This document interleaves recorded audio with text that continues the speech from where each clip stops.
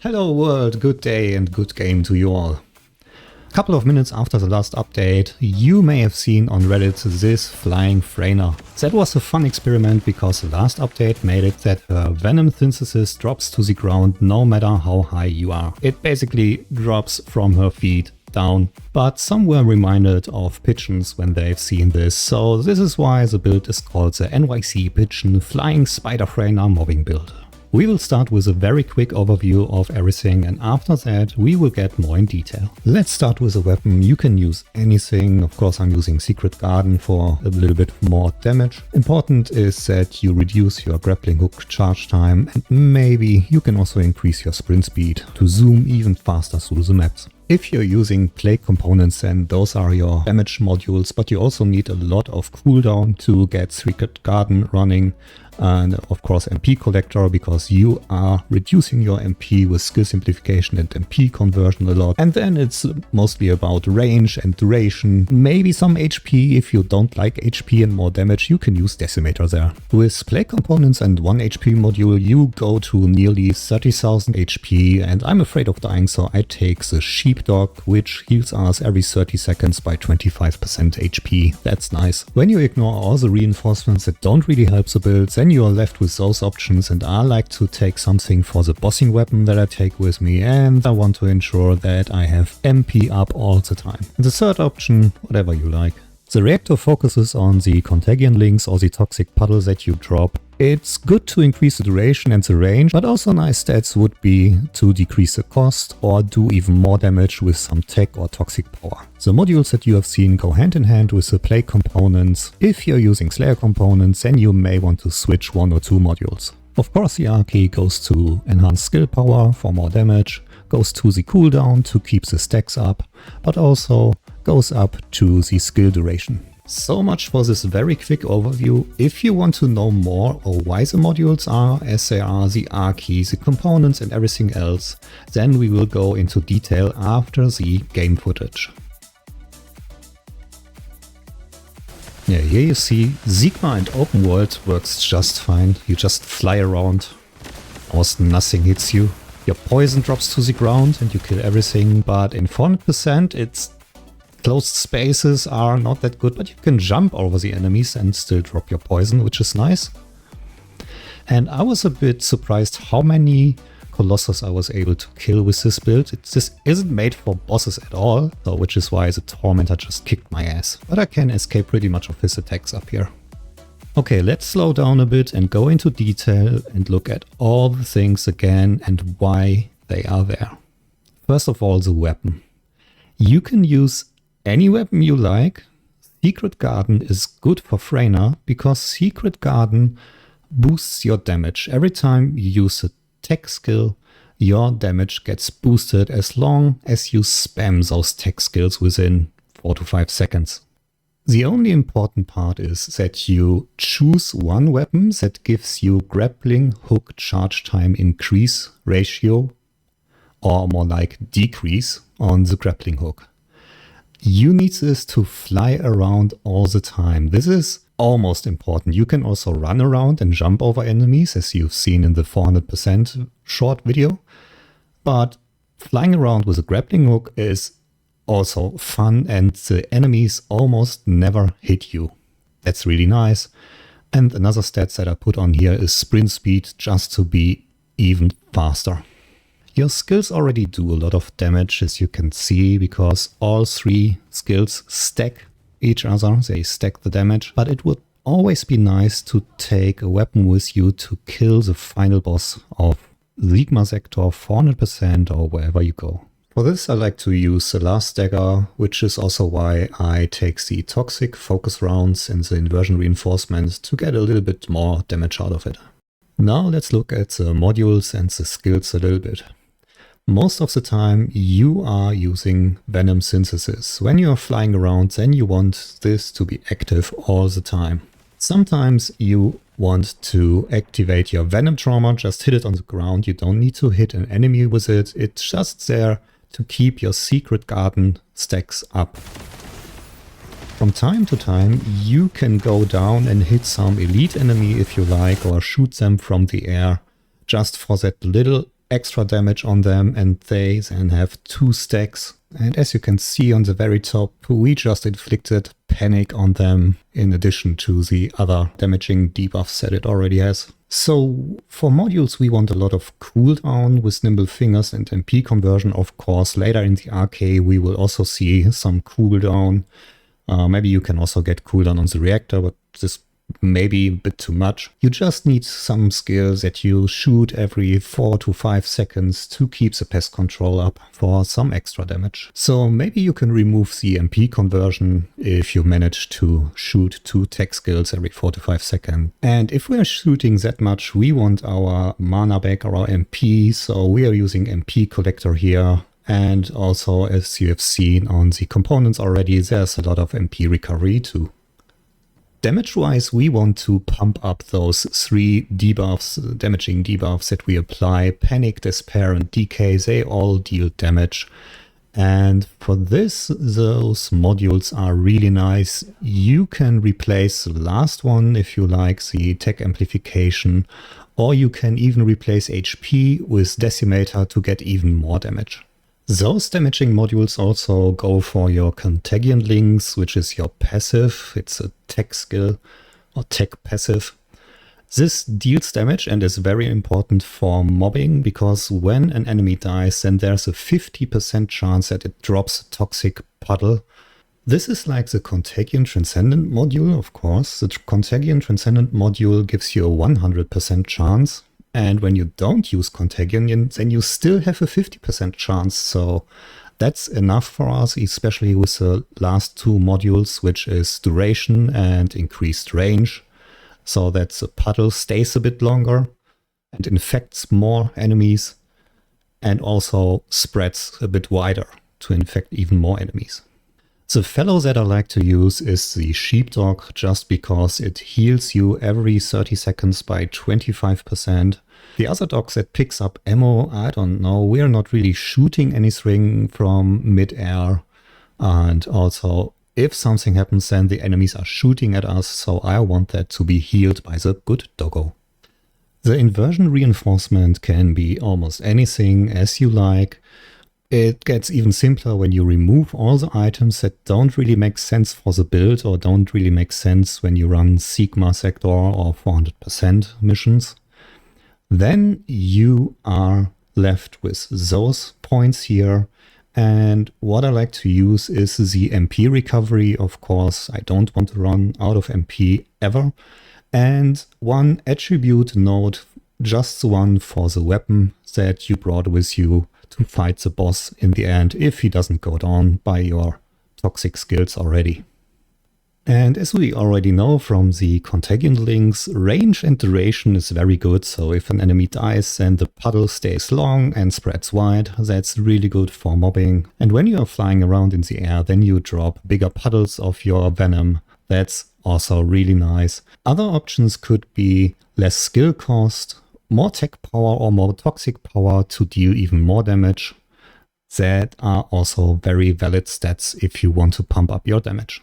The modules all go very well with the Plague components.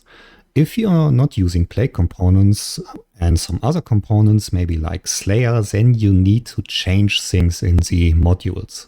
Always remember that. For the power component, I used HP and MP recovery out of combat. That is the general good idea to use that. The sensor is MP and MP recovery in combat. This is also a good combo for most of the Descendants. And the memory is also MP recovery, and the second stat is defense. Then for the processor, it gets a bit different than usual. It has shield for more defense, but it also has item acquisition distance. That is a nice stat when you are flying around in the air and want to pick up stuff from the floor without landing. Then I want to have that to just fly by and get the things that are lying there, like MP or health. The Arche is pretty simple. It's skill power and cooldown. On the way to skill power, we are taking the enhanced skill power, of course. And then we also pass the enhanced skill cost, the enhanced skill effect range, to finally end up in the enhanced skill power. Halfway through, we are going up through the enhanced skill power again. through the enhanced max MP to get some MP back from the modules that reduce it, and end up in the enhanced skill cooldown to spam our abilities even more. Another branch goes to the enhanced skill duration so that we can keep the toxic puddles up a bit longer. And the rest of the points, you can put them anywhere. Here I've put them in MP recovery modifier again, maybe a bit overdose. You can also put it in the health, for example, the enhanced max HP. And for the rest of the video, we will look at the farming of 400% of Sigma and some Colossus. I will watch this with you together and comment some parts, what works well with this build and what doesn't.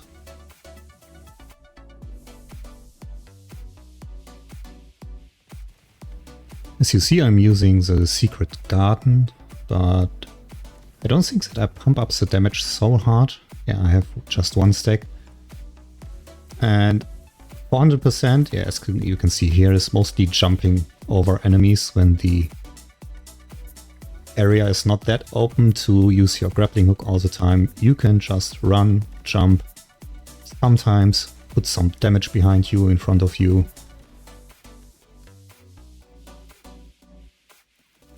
But there are sometimes more open areas like this here where you can use the grappling hook and spread the poison below you. But yeah, 400% is mostly about running, jumping over enemies. If you do enough damage, then this should be a really good thing that you can just run, shoot from time to time, pass all those enemies and let them die behind you. So this could be a really fast 400% build. If you manage to keep your stacks up. I have 2 Secret Garden stacks currently. And yeah, 200,000 damage, that's the damage you get here.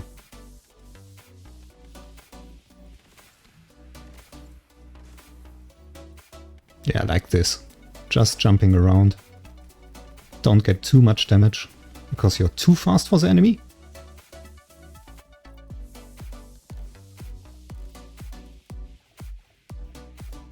And also don't forget to activate your Venom Synthesis to run faster. That's 30% increased movement speed. I just forgot that. I've seen that, I forgot it here, but this makes you so fast. Not only the 20% on your weapon, but also the Venom Synthesis. Yeah, that's a lot of movement speed then.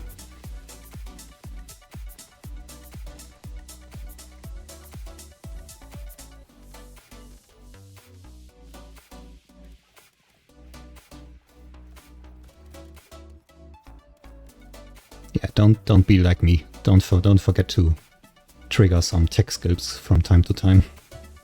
I'm a bit upset that I'm losing my Secret Garden stacks here.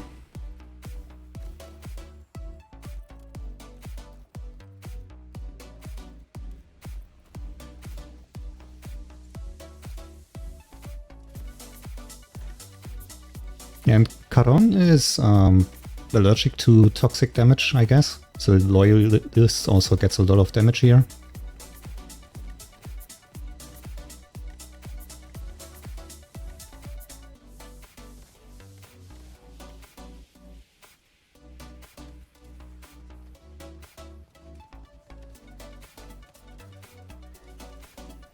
And for the Loyalist and any other enemy that can one-shot you, flying around is pretty nice to escape their damage. So 400%, you can do that within 4 minutes. Could be even faster with a little bit more damage. And now let's take a look at Sigma farming. That's what this build is made for.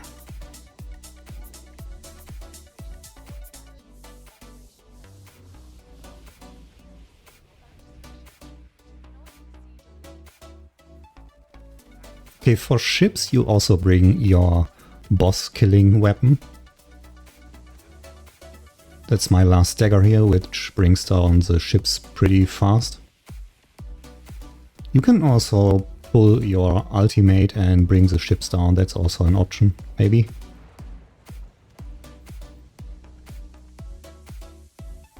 And if you switch back to your stat stick with the grappling hook charge reduction, then you can go to the next area pretty fast.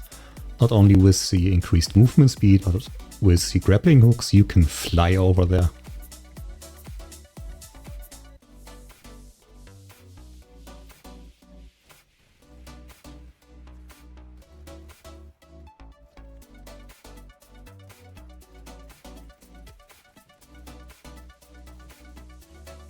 And you can just run around and let them tick down sometimes, add some more toxic damage, some other damaging debuff.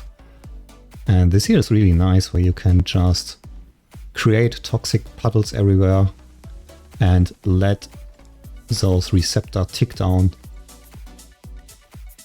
Actually, after hitting B, you should be able to already go to the next area or to the door for the next area, which spares a little bit of time. And just let them tick down behind you.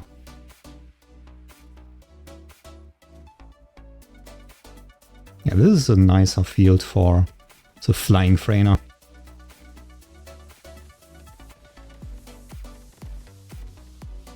I think I did this video without the components.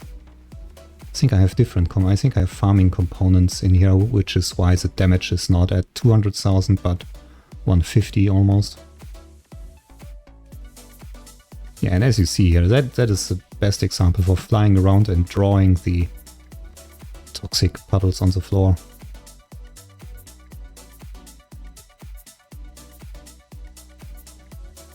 Okay, and here comes the bossing damage.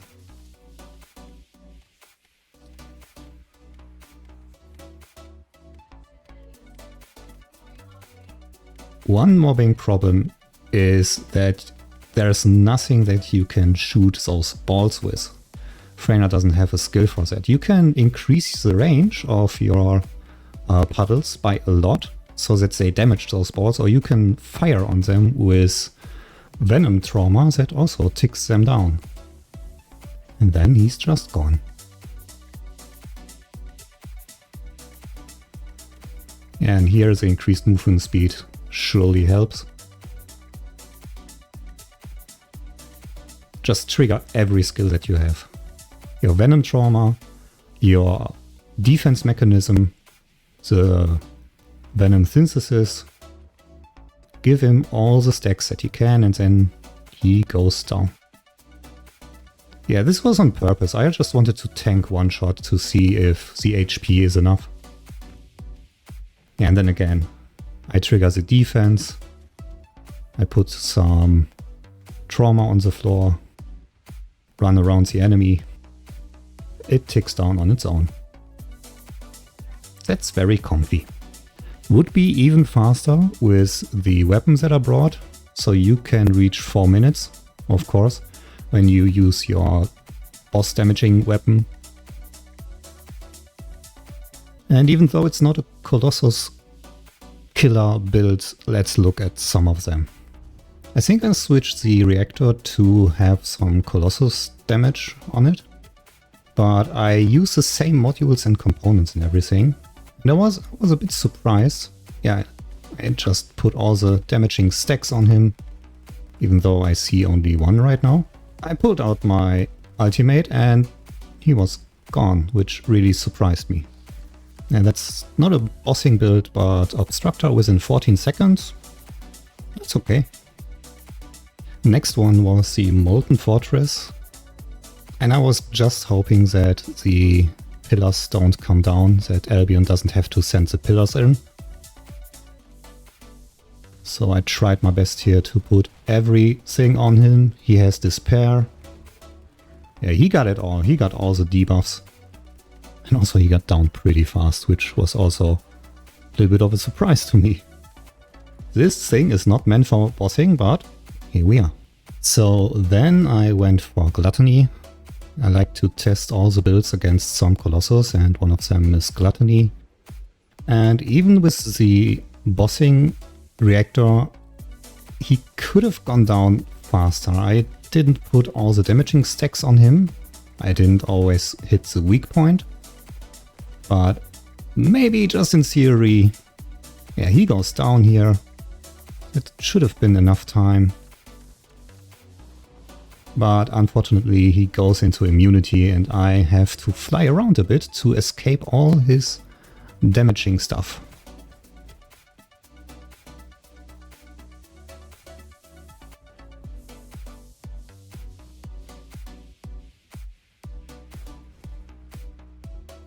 And here we are.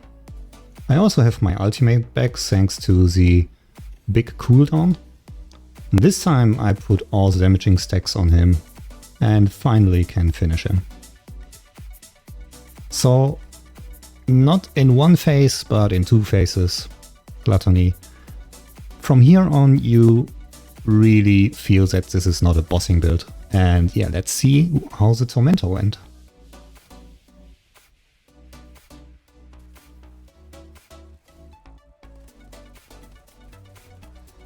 In the beginning I really tried to put all the stacks on him, but he only got 2 of them.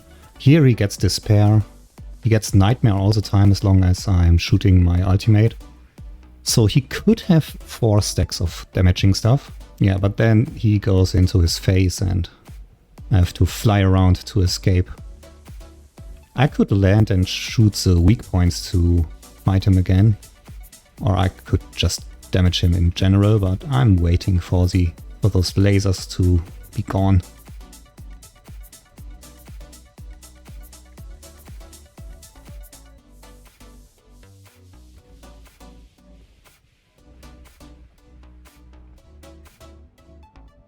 That's a close one with 221 life left. Waiting for my doggo to heal me. Here we go. Here's the doggo heal.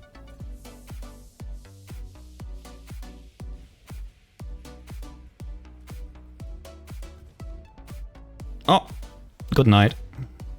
Yeah, but unfortunately I didn't manage to kill him. But that was first try, and with a little bit more of training you should be able to kill him. Maybe not in the first phase, maybe not the one shot that you want, but with a little bit. But hey, this is not a bossing build, this is a mobbing build. So that was NYC Pidgeon Flying Spider Freyna mobbing build for you. I hope you have a lot of fun with this. If you see a Flying Freyna in your next Sigma, then that's possibly me. And also remember that this can also be possible with Viessa. Viessa has the same update. She drops her chill ground on the floor when she's flying around. So have fun, good game, good luck, goodbye.